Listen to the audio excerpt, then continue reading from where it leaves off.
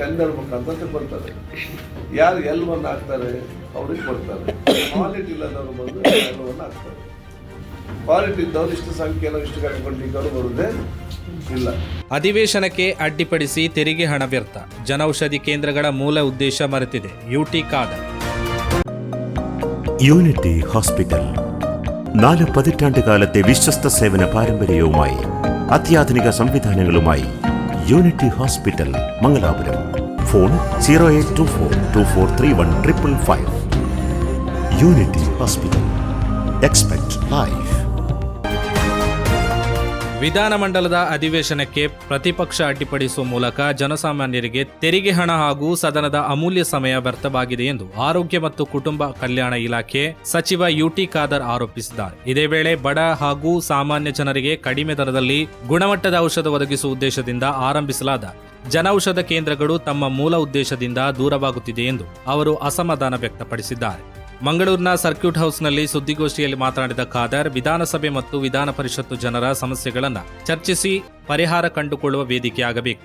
ರಾಜ್ಯದ ಕೆಲವೆಡೆ ಬರಗಾಲ, ಇನ್ನು ಕೆಲವೆಡೆ ಅತಿವೃಷ್ಟಿ ಸೇರಿದಂತೆ ಕುಡಿಯುವ ನೀರು ಹಾಗೂ ಜನರ ಹಲವು ಸಮಸ್ಯೆಗಳ ಕುರಿತು ಚರ್ಚಿಸಬೇಕಿದ್ದ ಸಂದರ್ಭದಲ್ಲಿ ಪ್ರತಿಪಕ್ಷ ಗದ್ದಲ ಸೃಷ್ಟಿಸಿರುವುದು ಸರಿಯಲ್ಲ ಎಂದರು.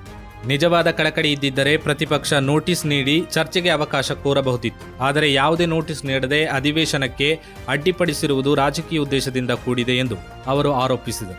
ಮಾಜಿ ಸಚಿವ ನಾಗೇಂದ್ರ ಪ್ರಕರಣವನ್ನು ಉಲ್ಲೇಖಿಸಿದ ಅವರು, ಆರೋಪ ಕೇಳಿಬಂದ ಬಳಿಕ ನಾಗೇಂದ್ರ ರಾಜೀನಾಮೆ ನೀಡಿ ತನಿಖೆಗೆ ಸಹಕರಿಸಿದ್ದರು. ತನಿಖೆ ಬಳಿಕ ದೋಷಮುಕ್ತರಾಗಿದ್ದರು. ಇಲಾಖೆಯಿಂದ ವರ್ಗಾವಣೆಯಾಗಿದ್ದ ಸುಮಾರು ರೂಪಾಯಿ 180 ಕೋಟಿಯಲ್ಲಿ ಶೇಕಡ 99.5% ಹಣವನ್ನು ವಾಪಸ್ ಪಡೆಯಲಾಗಿದೆ. ತಪ್ಪಿತಸ್ಥ ಅಧಿಕಾರಿಗಳ ವಿರುದ್ಧವೂ ಕ್ರಮ ಕೈಗೊಳ್ಳಲಾಗಿದೆ ಎಂದರು. ಇದೇ ವೇಳೆ ಜನೌಷಧ ಕೇಂದ್ರಗಳ ಕುರಿತು ಮಾತನಾಡಿದ ಖಾದರ್, ಔಷಧ ಪೂರೈಕೆಯಲ್ಲಿ ಕಡಿಮೆ ದರ L1 ಬಿಡ್ದಾರರಿಗೆ ಆದ್ಯತೆ ನೀಡುವುದರಿಂದ ಗುಣಮಟ್ಟದ ಔಷಧ ಪೂರೈಕೆಯಲ್ಲಿ ಸಮಸ್ಯೆಗಳು ಎದುರಾಗುವ ಸಾಧ್ಯತೆ ಇದೆ ಎಂದರು. ಅಲ್ಲದೆ ಜಿಲ್ಲೆ ಹಾಗೂ ತಾಲೂಕುಗಳಿಗೆ ನಿರಂತರ ಔಷಧ ಪೂರೈಕೆಗೆ ಸೂಕ್ತ ಲಾಜಿಸ್ಟಿಕ್ ವ್ಯವಸ್ಥೆ ಇಲ್ಲದಿರುವುದು ಮತ್ತೊಂದು ಸಮಸ್ಯೆಯಾಗಿದೆ ಎಂದು ಹೇಳಿದರು.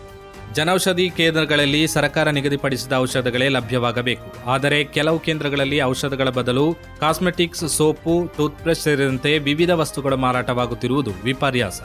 ಜನರು ಸರ್ಕಾರದ ಜನೌಷಧ ಕೇಂದ್ರವೆಂದು ನಂಬಿ ಬರುವುದರಿಂದ ಅವರಿಗೆ ಅಗತ್ಯವಿರುವ ಔಷಧಗಳು ಸಮರ್ಪಕವಾಗಿ ಸಿಗುವಂತೆ ಕಟ್ಟುನಿಟ್ಟಿನ ವ್ಯವಸ್ಥೆ ರೂಪಿಸಬೇಕು ಎಂದು ಯುಟಿ ಖಾದರ್ ಒತ್ತಾಯಿಸಿದರು. ಅಧಿವೇಶನಕ್ಕೆ ಅಡ್ಡಿಪಡಿಸುವ ಮೂಲಕ ಜನರ ಸಮಸ್ಯೆಗಳ ಚರ್ಚೆಗೆ ಅವಕಾಶ ತಪ್ಪಿಸುವುದು ಹಾಗೂ ಜನೌಷಧ ಕೇಂದ್ರಗಳಲ್ಲಿ ಮೂಲ ಉದ್ದೇಶಕ್ಕೆ ವಿರುದ್ಧವಾದ ಬೆಳವಣಿಗೆಗಳು ನಡೆಯುವುದು ಎರಡೂ ಜನಹಿತದ ದೃಷ್ಟಿಯಿಂದ ಸರಿಯಲ್ಲ ಎಂದು ಸಚಿವರು ಅಭಿಪ್ರಾಯಪಟ್ಟರು. ಜನರು ಪಾಪ ವಿಶ್ವಾಸದಿಂದ ಸರ್ಕಾರ ಕೊಡುವಂಥ ಔಷಧಿ ಕರೆಕ್ಟ್ ಗುಣಮಟ್ಟ ಇರಬೇಕು, ಅದಕ್ಕೊಂದು ಅಧಿಕೃತವಾದ ಹೀಗೆ ಇದೆ ಅಂತ ಹೇಳಿಕೊಂಡು ಜನರು ಇಲ್ಲಿಗೆ ಬರ್ತಾರೆ. ಕೆಲವೊಮ್ಮೆ ಬಡವರು ಇವರೇನು ಮಾಡ್ತಾರೆ ಅಂತ ಬಹುತೇಕ ಯಾವ ಸರ್ಕಾರದ ಔಷಧನೇ ಇರುವುದಿಲ್ಲ. ಯಾವ್ಯಾವ ಕಂಪನಿಯವರು ಬಂದು ಅವರ ಮೆಡಿಸಿನ್ ಏನಿದೆ ಜನರಿಗೆ ಕಡಿಮೆಗೆ ಇವರು ಅದನ್ನು ತೆಕೊಂಡು ಇವರು ಕೊಡ್ತಾರೆ. ಇವರಷ್ಟಕ್ಕೆ ಜನರಿಗೆ ಮೋಸ ಆಗ್ತದೆ.